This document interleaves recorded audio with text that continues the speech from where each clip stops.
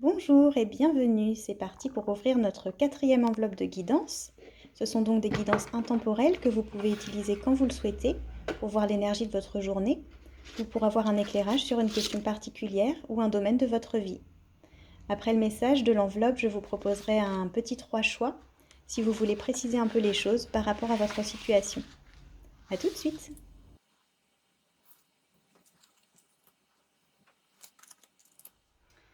Alors, on a donc des dominos qui sont en train de s'écrouler là. Et ici, on a une petite personne, je ne sais pas trop si c'est une petite fille, une petite dame, un petit personnage qui est, je suppose, en train de disposer les dominos sans voir que là, c'est en train de s'écrouler vers elle. On a deux petites filles qui jouent sur la plage et on a le symbole du loup-garou. Le petit texte du loup-garou nous dit, également appelé lycanthrope, le loup-garou est un être humain capable de se transformer en loup. La métamorphose se produit les soirs de pleine lune. Alors doté d'une grande force, le loup-garou erre dans la campagne, poussant des hurlements effrayants, dévorant sans distinction hommes et animaux. Au premier rayon du soleil, il reprend forme humaine, oubliant ses méfaits de la nuit. Donc il y a quelque chose de très inquiétant là qui se trame dans ces premières cartes. Un danger qu'on ne voit pas. Et là, le loup-garou est tourné vers ces deux petites filles qui jouent innocemment sur la plage, avec un air vraiment très menaçant. Il y a une notion d'innocence, un contraste entre une innocence, une fragilité et un danger qui rôde. Quelque chose dont on ne se doute pas, quelque chose qu'on n'imagine pas. On ne regarde pas dans la direction du danger, on est occupé à ce qu'on est en train de faire, à une tâche de l'ordre du jeu, du plaisir. On est absorbé par cette tâche et le danger se passe hors de notre champ de vision. Il est tapi, dans le cas du loup-garou, il est tapi dans l'herbe, il guette, il attend le moment de bondir sur ce qu'on imagine être ces proies là qui jouent innocemment dans le sable. On nous dit aussi que le loup-garou, quand il reprend forme humaine, il a oublié ses méfaits de la nuit. Donc ça semble nous dire qu'il n'est pas mauvais dans le fond, il n'est pas vraiment responsable. En tout cas, il n'a pas conscience du danger qu'il représente. Et il n'a peut-être pas l'intention, au fond, de faire du mal. En tout cas, c'est un questionnement qu'on peut avoir. Est-ce qu'il a vraiment l'intention de faire du mal? Est-ce qu'il a l'intention d'être dangereux? Il l'est, là il n'y a pas de doute là-dessus, mais est-ce que c'est pleinement intentionnel de sa part? Il est capable de se transformer en loup, mais est-ce qu'il est capable de ne pas se transformer en loup? Ça, je ne sais pas trop par rapport au loup-garou. Dites-le moi en commentaire si vous savez. Je ne suis pas très experte en matière de loup-garou. Il me semble que c'est plutôt quelque chose de subi. On dit quoi là? Oui, les soirs de pleine lune, c'est ça, quand la pleine lune arrive, la transformation se fait malgré lui et il devient quelqu'un d'autre, il n'a plus conscience de ce qu'il fait. Mais il n'en reste pas moins qu'il est très dangereux. Et là, dans le cas des dominos, il y a un peu cette notion-là aussi. Ils tombent, on se dit qu'ils vont peut-être écraser le petit personnage, mais ils n'ont pas l'intention de faire du mal, ils tombent par la loi de la gravité. Et en plus, le jeu, c'est de les faire tomber, donc ils sont disposés pour ça, ils sont disposés pour tomber, mais ils représentent néanmoins un danger important pour ce petit personnage. Donc on va voir ce que nous disent les autres cartes. Apporter de l'eau au moulin. Le pendu. le corbeau, la grâce. Et alors le titre du conte,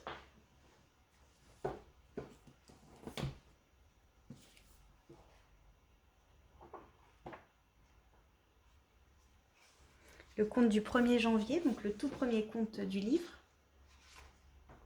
La Belle et le Monstre.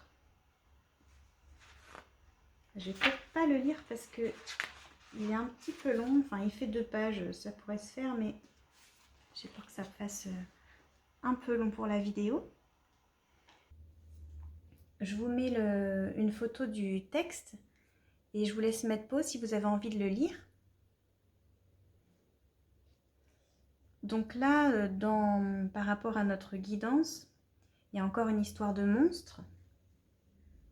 Dans le conte, c'est donc le prince, c'est un prince, bon c'est un petit peu comme dans tous les contes, mais le monstre à la fin enlève sa peau et devient un prince. Donc c'était en fait un prince transformé en monstre, ce qui rejoint vraiment l'idée du loup-garou, avec la métamorphose au moment des pleines lunes. Et puis il y a cette notion d'un être comme ça qui met en danger. Là, en l'occurrence, c'est beaucoup de personnages féminins quand même.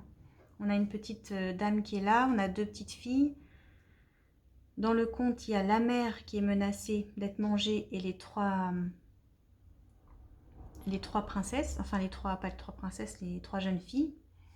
Et là, c'est un pendu assez particulier qui n'est pas attaché à un pilier comme dans les tarots classiques, mais qui est maintenu par la jambe par un monstre qui a des griffes qu'on ne voit pas entièrement, mais qui ressemble à une grosse chauve-souris. Donc ça peut être vu au sens propre, mais ça peut être aussi au niveau symbolique, le yin, l'énergie féminine, donc qui est inhérente à tous les êtres, et qui représente dans une personne qui véhicule tout ce qui est de l'ordre de l'imagination, la créativité, la sensibilité, quel que soit le genre. Donc si c'est vu au niveau symbolique, ça peut être quelque chose qui menace cette sensibilité, cette créativité. Si ce message vous parle, voyez ce qu'il y a comme énergie dans votre vie qui se rapprocherait de celle du monstre. Quelque chose de menaçant, qui ne veut pas forcément faire du mal, mais qui prend un rôle de monstre. Ça peut être une peur très intense, ça peut être aussi bien sûr une personne, ça peut être une situation. Voyez ce qui pour vous est menaçant, à une figure comme ça un peu d'épouvantail, quelque chose qui vous enchaîne peut-être, quelque chose qui vous empêche de suivre cet élan intuitif, de laisser libre cours à votre imagination, votre créativité, votre douceur, quelque chose qui met à mal toute cette dimension-là de vous. Voyez si ça se passe à un niveau plutôt intérieur ou si c'est matérialisé dans des événements du quotidien avec des vraies personnes, avec des personnes extérieures à vous et des événements extérieurs à vous. Là, il y a 2 énergies antinomiques avec peut-être une qui prend le pas sur l'autre. Donc je vois le signe du yin-yang, comment il s'appelle ce signe? Le symbole en tout cas qui représente le principe féminin et le principe masculin. Et c'est comme s'il y avait une des 2 énergies qui prend le pas sur l'autre, qui est peut-être trop présente par rapport à l'autre. Il y a peut-être un équilibre qui n'est pas tout à fait effectif dans votre vie ou dans la situation dont il est question, le questionnement que vous avez. On a d'un côté la grâce, l'innocence, la pureté, la jeunesse, la fraîcheur, la créativité, l'imagination, le réceptif, le yin. Et de l'autre côté, un yang qui est en excès, qui prend une figure de monstre avec une métamorphose qui est subie, qui se fait malgré soi, qui est hors de contrôle, qui n'est pas maîtrisée et qui met en danger cette autre énergie en risquant de la dévorer. Le yang en excès, il devient violence. Le yin en excès, il deviendrait plutôt apathie, inertie. Là, j'ai l'impression qu'il y a un yin qui est assez bien développé, qui est assez équilibré, qui est assez bien vécu. Concrètement, ça peut se traduire par une créativité qui se vit dans l'harmonie, des capacités intuitives qui sont bien développées, une âme d'enfant encore bien présente, un enfant intérieur en paix, une vie où la beauté a une grande place, où la créativité peut s'épanouir. Enfin, voilà, quelque chose qui est bien vécu et une énergie yang qui, pour le coup, pourrait être mieux équilibrée, là, qui est en excès ou qui se vit. C'est pas forcément en excès, ça veut pas dire forcément qu'il y en a trop, mais c'est qu'elle ne se vit pas avec autant d'harmonie, avec autant de fluidité. Elle est peut-être un peu subie, donc peut-être que vous êtes à l'aise avec cette dimension réceptive plutôt yin, et moins à l'aise avec une partie de vous qui serait plus yang, qui serait plus dans l'action, qui serait plus affirmative, qui chercherait plus à construire, à bâtir, à conquérir. C'est pas forcément négatif, mais peut-être que vous le vivez, c'est même pas du tout négatif. L'énergie yang, on en a besoin, c'est très important, mais peut-être que vous ne la vivez pas très bien, ou peut-être qu'elle ne se matérialise pas de façon très harmonieuse dans votre vie. On va regarder la symbolique du corbeau. Alors je sais que c'est la magie principalement, mais on va voir ce que ce livre nous dit plus précisément par rapport à cette symbolique du corbeau. Le corbeau est le messager qui apporte tous les courants d'énergie nécessaires pour que les rituels atteignent les résultats voulus. Ainsi, si on organise une cérémonie pour envoyer courage et force vers une région sinistrée, le corbeau transportera ce courant d'énergie. Il s'assurera que les gens de cette région dévastée ressentent l'intérêt et l'appui de ceux qui ont participé à la cérémonie. Avec le corbeau, il y a de la magie dans l'air, n'essayez pas de comprendre, vous n'y arriverez pas. La puissance de l'inconnu est à l'œuvre et quelque chose de spécial va se produire. Toutefois, le mystère le plus profond réside dans le secret de votre être, dans votre façon de répondre à la synchronicité étincelante de cet instant alchimique. Reconnaîtrez-vous ce moment de grâce? L'utiliserez-vous pour favoriser votre croissance? Pourrez-vous l'accepter comme un don du grand esprit ou mettrez-vous un frein à la puissance du grand mystère en tentant de tout expliquer? Il est peut-être temps de demander au corbeau de jouer son rôle d'émissaire pour qu'il apporte une intention, quelque énergie guérisseuse, une pensée ou un message. Le corbeau, c'est le maître des signaux de fumée ou des messages que l'esprit transmet par la fumée. Alors, si vous voulez adresser un message au chemin bleu de l'esprit, en vue d'entrer en contact avec les anciens, faites appel au corbeau. D'ailleurs, qui sait, les anciens tentent peut-être, eux aussi, de vous joindre. Pensez-y bien, ce moment magique vient du grand vide des ténèbres. Le défi, c'est d'y voir clair. Si vous réussissez à éclaircir ce mystère, vous aurez fait honneur au magicien qui est là, au sein de vous.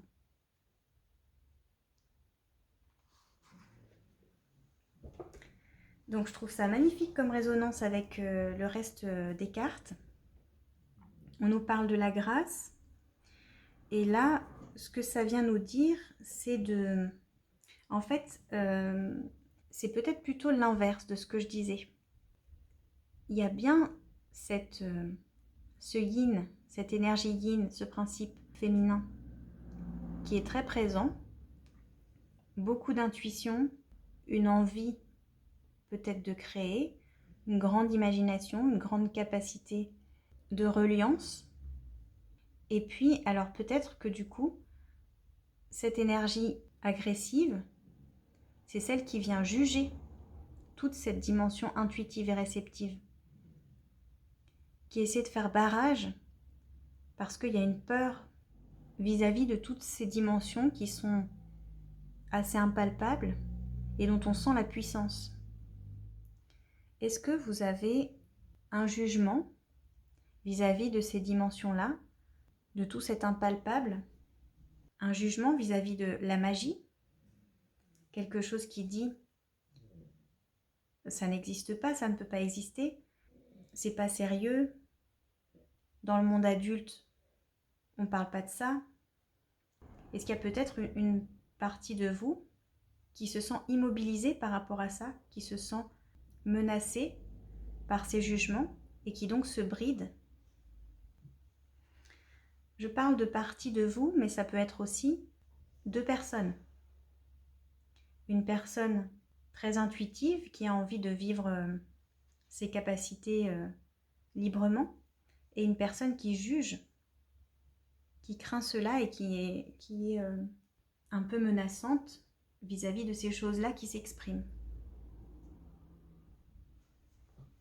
De la rêverie, des contes, des fables, un domaine qui est réservé aux enfants, ou à la rigueur aux artistes, mais certainement pas c'est certainement pas fait pour les personnes adultes et responsables.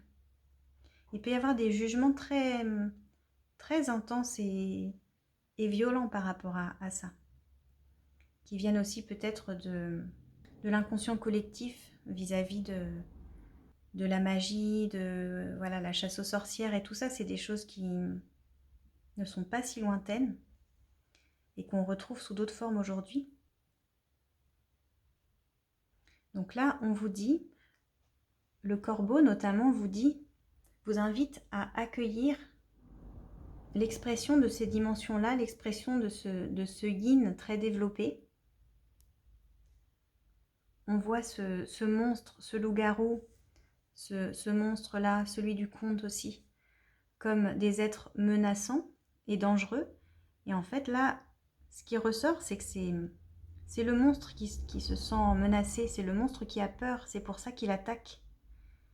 Et d'ailleurs, le loup-garou, il devient monstre avec la lune, qui illustre le principe féminin par excellence. Et donc là, apporter de l'eau au moulin, j'y vois aussi un conseil qui serait de remettre du féminin dans l'histoire. L'eau, c'est un élément yin. Donc c'est comme si le moulin, il était fait pour fonctionner. Mais il n'y a plus d'eau là actuellement. Il n'y a plus que le moulin, donc il n'y a plus que le mécanisme. Et il n'est plus nourri par de l'eau. Donc ça doit grincer, ça doit frotter, ça peut brûler, ça doit faire du bruit. On imagine que voilà, c'est pas fluide. Et donc en remettant de l'eau, c'est-à-dire en remettant de la douceur, de la souplesse, en accueillant ce qui est impalpable et ce qui échappe au mental et au rationnel, à l'esprit rationnel, on va pouvoir apaiser le monstre.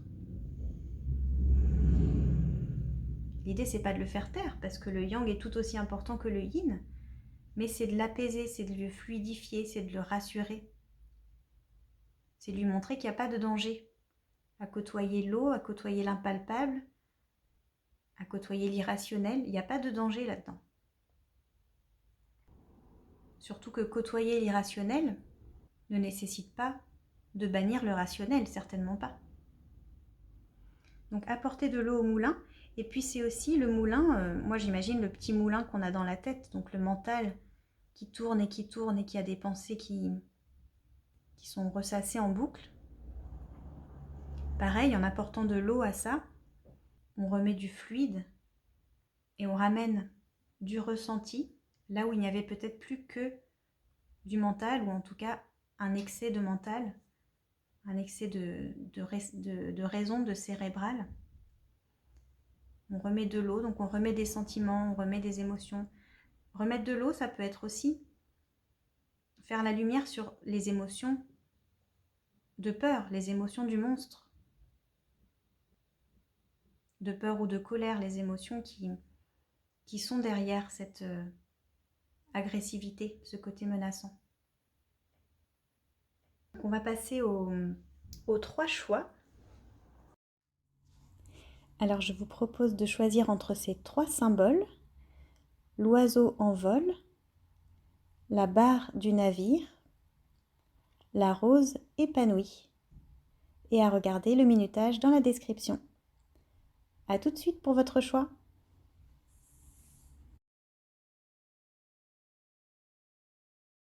Si vous avez choisi l'oiseau, voici quelles sont vos cartes complémentaires.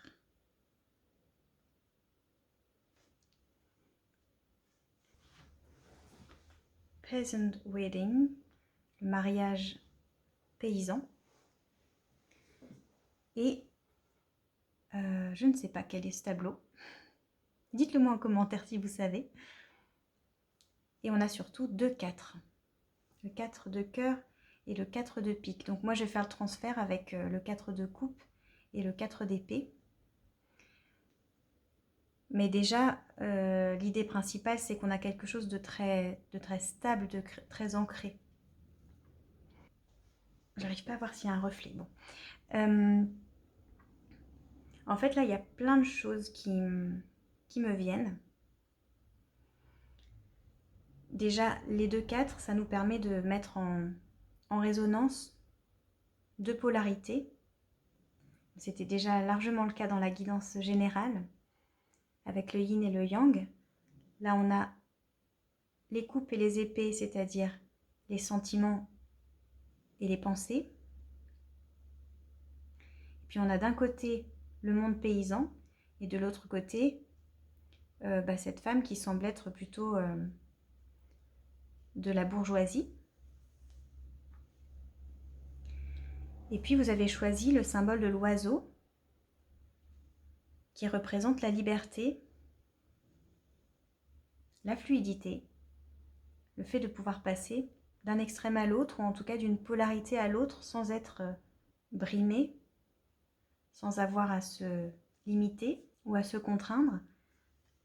Là, l'oiseau, c'est un oiseau en vol, donc on voit qu'il n'est pas dans une cage, il doit être en plein ciel. Et donc là, ce qui ressort dans votre petite guidance plus spécifique, après avoir eu dans la guidance générale l'idée de réhabiliter tout un côté yin, intuitif, sensitif, on a ici une confirmation et même une accentuation de cette idée-là, de vouloir harmoniser des opposés, réunir des choses qui sont peut-être considérées comme antinomiques ou qui se font la guerre à un certain niveau, au niveau des croyances peut-être. Ça peut être des pensées qui viennent d'une éducation. Bon, j'ai coupé la lumière qui faisait une ombre, mais je suis pas sûre que ce soit vraiment mieux, mais bon. Là, il y a l'idée de réunir des opposés, de réunir des choses qui sont en désaccord, qui sont vues comme incompatibles. Peut-être qu'on se sent à la fois attiré par un domaine et un domaine complètement opposé, ou par un environnement et un environnement qui sont complètement opposés, et qu'on a du mal à concilier tout ça, qu'on se fait peut-être un peu la guerre à soi-même, ou alors qu'il y a une mésentente entre des personnes au sujet de ces oppositions-là. Là, il y a ce petit oiseau qui, d'ailleurs, c'est peut-être le corbeau de la guidance générale, en tout cas qui invite à remettre de la fluidité, à lâcher prise avec une volonté de comprendre, de mettre des catégories, de ranger dans des cases, de lâcher prise avec ça, parce qu'on nous dit qu'au fond, toutes ces énergies ne sont opposées qu'en apparence, elles sont juste des fréquences différentes d'une même vibration, elles sont juste des polarités différentes d'une même substance et qu'il y a moyen de naviguer de façon fluide et libre en allant de l'une à l'autre. Et il y a les polarités et il y a l'infinité de nuances qu'il y a entre les deux polarités. Et puis les nuances qu'il y a aussi au-delà de la polarité, au-delà d'une polarité et au-delà de l'autre polarité. Et tout ça, c'est pas linéaire en fait, c'est une énorme boule à facettes. Et l'intérêt de la boule à facettes, c'est qu'elle diffuse des milliers de petits éclats de toutes sortes partout autour d'elle. Si on gardait plus qu'une facette de la boule à facettes, ça aurait moins d'intérêt. Donc là, le conseil de remettre de l'eau au moulin qu'il y avait dans la guidance générale, le symbole de l'oiseau, il rejoint vraiment ce conseil-là, c'est de remettre de l'eau, remettre de la fluidité, remettre de la légèreté, de la liberté dans tout ça. Voilà pour cette petite guidance complémentaire. Je m'arrête là, je ne veux pas faire trop long. Merci pour votre écoute et à demain pour notre enveloppe numéro 5. À très vite. Si vous avez choisi la barre, j'ai toujours le mot gouvernail qui me vient quand je vois cet objet, mais non, c'est bien une barre. Le gouvernail, c'est sous l'eau. Je ne suis pas très calée en bateau, mais voilà vos cartes complémentaires.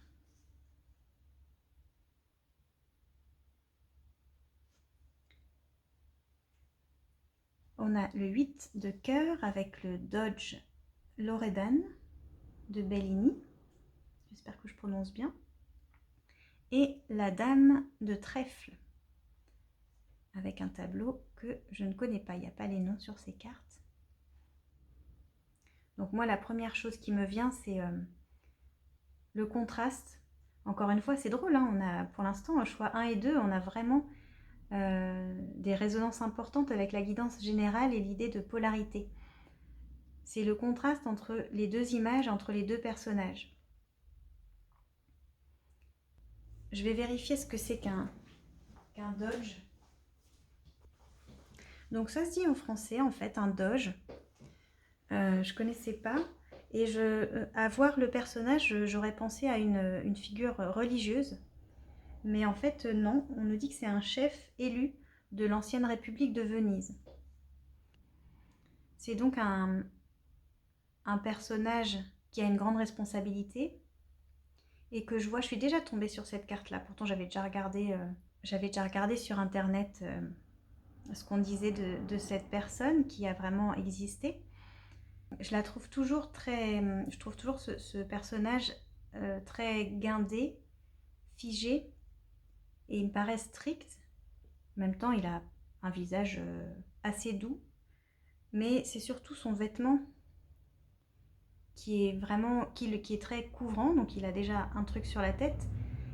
Il a une espèce de cape qui monte jusqu'en haut du cou. Donc il est... et puis c'est sa posture aussi très droite et il doit avoir une certaine rigueur.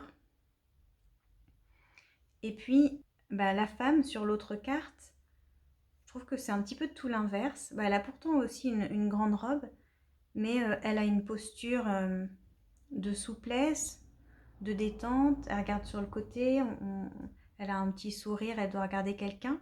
Elle a un fruit dans la main, je pense que c'est un bout de pastèque, je ne sais pas trop. Et donc il y a déjà cette différence d'énergie entre les deux. Et puis entre les deux, il y a aussi cette barre de bateau qui nous montre qui est reliée au gouvernail pour le coup, et qui nous montre qu'on peut aller d'un côté comme de l'autre, et il faut choisir. On peut aussi aller tout droit, mais on voit qu'on peut tourner, qu'on peut s'orienter vers l'une polarité ou l'autre. C'est drôle, hein, mais je trouve que c'est vraiment ce qui ressort. Et alors c'est drôle parce que à la fois dans les images, il y aurait plutôt le côté yang à gauche, strict, mental, quelque chose qui cadre, et à droite le côté plus féminin, plus yin, plus souple, plus fluide. Mais dans les cartes elles-mêmes, le 8 de cœur, il est beaucoup plus yin que la dame de bâton. En tout cas, que la dame de trèfle. Le 8 de coupe, en tout cas, dans ce que j'ai compris du tarot, le 8 de coupe est plus yin que la dame de bâton. Parce que déjà, la dame de bâton, c'est du feu. Le bâton, c'est du feu. Donc, c'est une énergie yang. Et la dame de bâton, elle est très créative. Elle est très dans ce qui fructifie, dans ce qui construit, dans ce qui bâtit. Elle est très dans l'action, dans la façon dont je l'ai comprise en tout cas. Elle est dans le feu déjà, donc elle est moins réceptive que d'autres. Alors elle est réceptive quand même, puisque c'est une dame et elle est tournée vers. C'est une reine, elle est tournée vers l'intérieur. Mais elle est moins yin que la reine de cœur par exemple. La reine de coupe, ouais, je me mélange. Que la reine de coupe par exemple. Et le 8 de cœur, le 8 de coupe, c'est une carte plutôt yin parce que déjà les coupes, c'est une couleur très yin. Et le 8, dans la symbolique, c'est quelque chose qui se détache. C'est un détachement émotionnel, mais qui se fait de lui-même en fait. C'est pas quelque chose qui est dans l'action, c'est pas quelque chose qui est voulu. C'est quelque chose qu'on a juste à accueillir, à laisser se faire. Donc voilà, donc le gouvernail, la barre du bateau, peut nous emmener dans un sens, dans un autre. Et en même temps, là, ce qui est intéressant, c'est qu'on voit que si on va vers la gauche, on a du yin et du yang sur la carte de gauche. Si on va vers la droite, on a du yin et du yang sur la carte de droite. Donc c'est un petit peu nous dire que, quelle que soit la direction qu'on prendra, il y aura toutes ces énergies, il y aura ces polarités, d'un côté comme de l'autre. Et ce qu'on peut être amené à choisir, c'est la façon dont ça se manifeste, dont ces polarités vont se matérialiser, avec quelle couleur, de quelle façon, sous quelle forme. Parce que les énergies sont des énergies, mais quand elles s'incarnent dans la matière, dans des actes, dans des créations, dans des êtres humains, dans des objets, dans des choix de vie, elles prennent des formes, des couleurs, des textures, les formes, les couleurs, les textures de l'incarnation, celles qu'on peut percevoir avec nos sens en tant qu'humains. Et c'est à ce niveau-là qu'on va pouvoir aller vers une matérialisation plutôt qu'une autre, vers une manifestation plutôt qu'une autre. Nous-mêmes, on est constitués de ces énergies à des degrés différents. Ce sont les mêmes énergies qui sont mélangées de façon différente. Ça me fait penser à un thème astral en fait. Pareil, je ne suis pas calée en astrologie du tout. Mais je comprends bien comment un thème astral représente un être humain dans toute sa complexité et toutes ses subtilités. On est constitué de tous les signes et de toutes les planètes. Tout le monde, on les a tous. Mais en fonction de ce qu'on met comme quantité de signes, de ce signe et de cette planète à tel endroit, on va être une personne différente et ça va changer du tout au tout notre personnalité, notre façon d'être, notre façon de faire et notre façon de voir le monde. Mais en soi, c'est les mêmes ingrédients. C'est juste dans des quantités et des dosages différents. Donc là, j'ai l'impression que c'est ça qu'on nous dit. tout est là. Au fond, il y a l'unité. On est tous constitués de la même substance, mais avec une infinité de dosages qui créent une infinité de manifestations, une infinité de personnalités, une infinité de façons de créer et de voir le monde. Donc c'est, là le conseil c'est choisis tes couleurs, tu as l'embarras du choix, tout est disponible. Choisis tes couleurs spécifiques, constitue ta palette. Tout est permis et tu as toutes les nuances à ta disposition pour créer ton œuvre d'art. Voilà pour cette petite guidance complémentaire. J'espère que ça vous aura parlé. N'hésitez pas à me le dire en commentaire si c'est le cas. Merci beaucoup pour votre présence et à très vite. Si vous avez choisi la rose, voici vos cartes.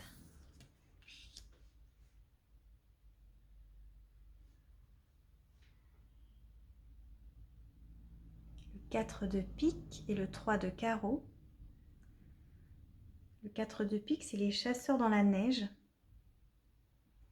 Et le 3 de carreau, je ne sais pas ce que c'est comme tableau.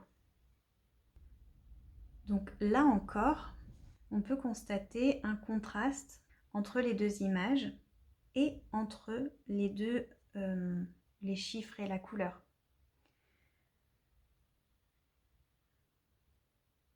Premièrement, on a la nature à gauche.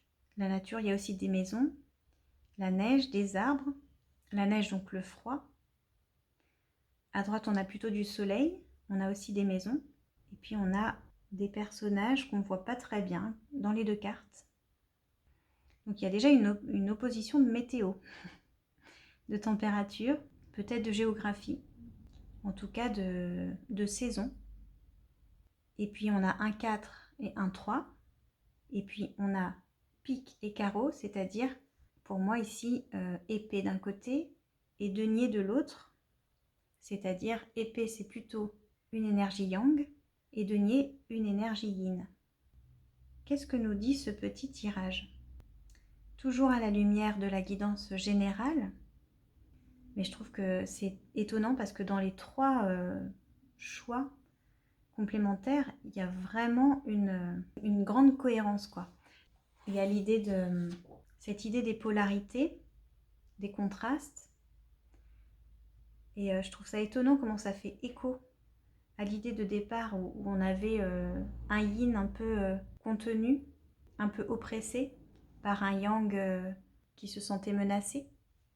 Et donc là, on a la présence de cette rose qui vous a attiré si vous avez fait ce choix.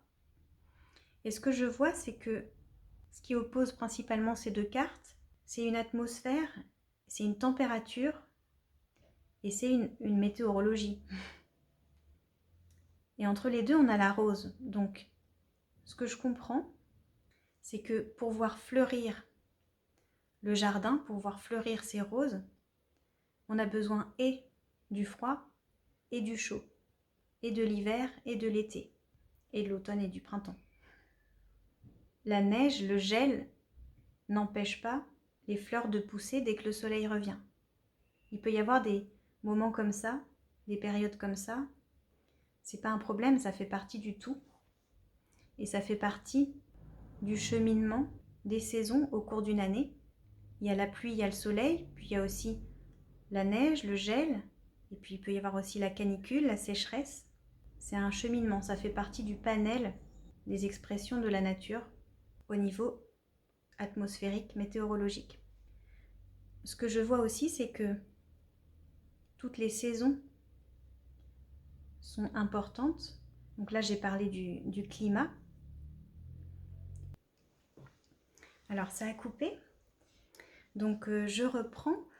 J'ai retourné notre petite rose parce que j'arrive pas trop à savoir. Je pense que j'ai l'impression que je l'avais mise à l'envers. J'arrive pas trop à savoir quel est le sens. Mais j'ai l'impression qu'elle est mieux comme ça quand même. Donc, ça a sûrement une signification aussi. Donc là, je l'avais mise, je pense, à l'envers. Et quand je l'ai piochée, je l'ai regardée comme ça en plus. Et j'ai cru que c'était un petit nuage ou... Voilà. Des informations supplémentaires. Donc, j'étais en train de dire que là, j'ai parlé du climat, mais on peut aussi parler des saisons elles-mêmes. Et là, le message, ce serait toutes les saisons sont importantes. On peut voir ça au niveau de la vie. Tous les âges sont importants, toutes les périodes de la vie sont importantes. Et toutes les périodes de la vie de la rose sont importantes. Là, la rose, elle est épanouie. Elle a eu son stade de bourgeon, de bouton, de jeune rose avec les pétales fermés. Et puis, elle a éclos, elle s'est épanouie. Là, on la voit au stade de l'épanouissement total. Puis après, elle va faner, se flétrir et mourir. Et on nous dit que l'hiver est aussi important que les autres saisons. C'est ce qui permet de clore le cycle pour permettre une renaissance. On nous dit que la vie n'est faite que de cycles, naissance, mort, et que la naissance est contenue dans la mort et la mort est contenue dans la naissance. Et donc, à la lumière de cette petite guidance plus spécifique, on peut lire autrement la guidance de départ, pas forcément autrement, mais avec un regard un peu différent, parce que l'hiver est une saison yin et l'été est une saison yang. Donc si on lit comme ça la guidance générale, on voit qu'il y a peut-être une certaine dictature de l'été par rapport à l'hiver, dans le sens où peut-être que vous n'êtes pas à l'aise avec cette saison de l'hiver symboliquement avec tous. Alors soit au sens littéral, concrètement la saison de l'hiver, le froid, l'inertie, la mort de la mort de la nature, la mort apparente en tout cas de la nature.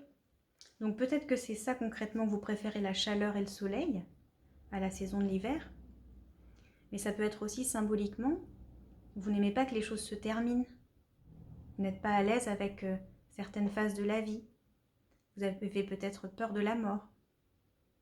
Et du coup, là, le monstre, le loup-garou et le monstre, dans la guidance générale, serait cet impératif à mettre l'accent sur le soleil, sur la chaleur, sur l'épanouissement, en réfrénant tout ce qui a trait à l'hiver, à ce qui se clôture, à ce qui se referme, à ce qui se flétrit, à ce qui fane, à ce qui se termine. Vous voyez si ça vous parle? Là, on vous dit que c'est vraiment l'hiver qui permet un redémarrage, que c'est une succession de cycles. Il n'y a pas un seul cycle, c'est un cycle par définition. C'est quelque chose qui revient.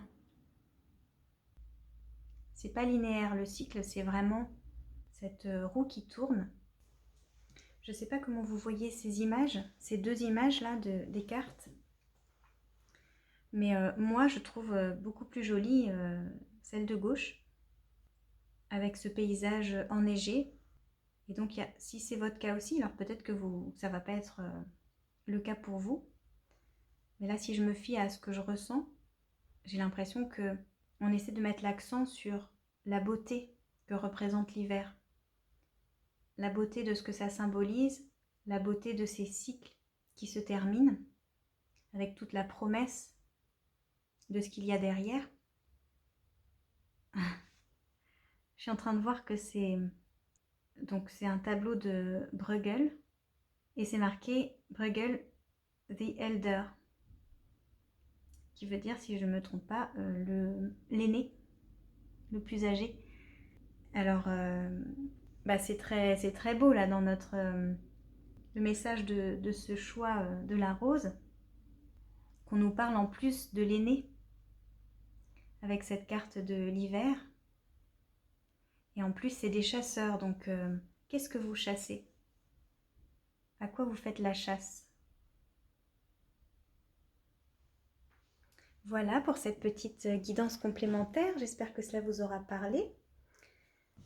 Désolée, j'ai mon énergie là qui est un peu retombée parce que j'étais en train de parler, de voir plein de choses et puis je me suis rendu compte que la vidéo avait coupé.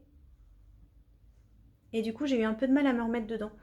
Mais bon, j'espère vous avoir donné quand même des éléments éclairants. Merci beaucoup pour votre présence et à très vite.